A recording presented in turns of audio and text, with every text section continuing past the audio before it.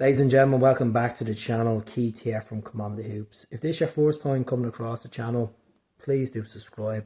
We really appreciate it. The calm before the storm, the night before Christmas, as we begin our title defence.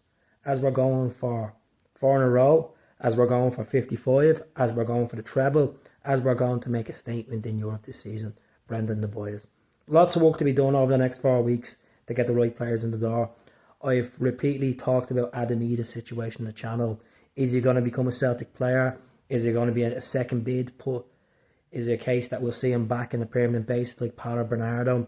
A lot of people are getting fed up about Idah talk. And I understand the frustration. I understand we haven't got let back in. And I understand I'm losing a bit of patience. But there has been a twist to this so-called move to Celtic. And I think it will happen. I think it will happen over the next 5 days. He was on the bench for Norwich today. As they got beaten 3-1 by St. Pauli, he did come on towards the end of the game. There was bills, there was jeers at him, and at full time, while the Norwich players went around Carroll Road, he went straight up that tunnel.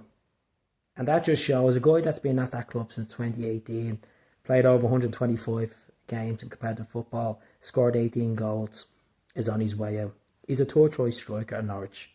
And I think they will be in a position now to listen to an offer from Celtic. All he needs to do now is put that transfer request in, get him up the road, get him to a club where the fans adore him.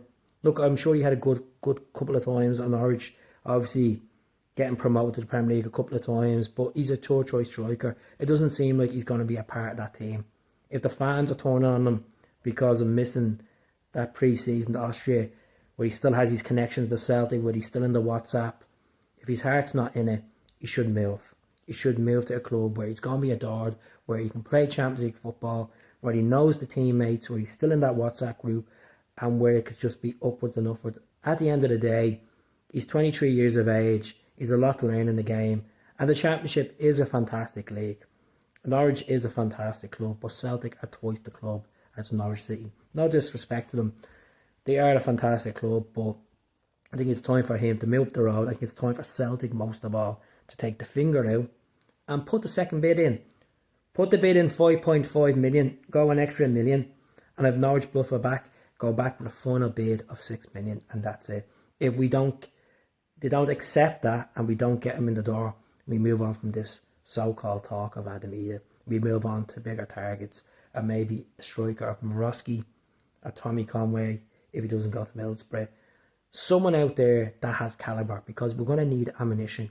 Going into Europe, there's over 50 games this season in all competitions. If we want to make a statement and win this league by maximum points, I'm talking about 15 to 20 points, and make a pursuit in the treble, which is a lot to ask for Brendan and the boys.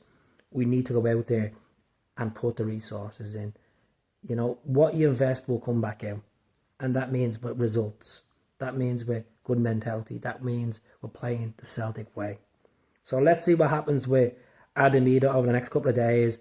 I think the transfer request will go in. I think the bid will go in. And I think we'll see him in a Celtic shirt, wearing that number 9 jersey within the next couple of days. Might be for Hibs next week. It won't be definitely tomorrow anyway. Definitely not. You need a miracle. We'll be seeing stranger things in football, where Scott Sinclair was announced, literally came 24 hours and then featured against Hearts, but it definitely won't be one of them scenarios.